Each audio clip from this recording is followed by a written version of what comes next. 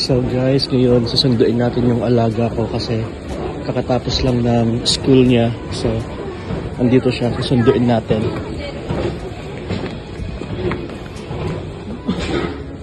Okay, let's go. Take it off. Oh, sorry. Ang hirap maging au pair. A few moments later. So, pauwi na kami. Tapos, pagdating ng bahay, papakainin ko pa to, tapos papatulugan.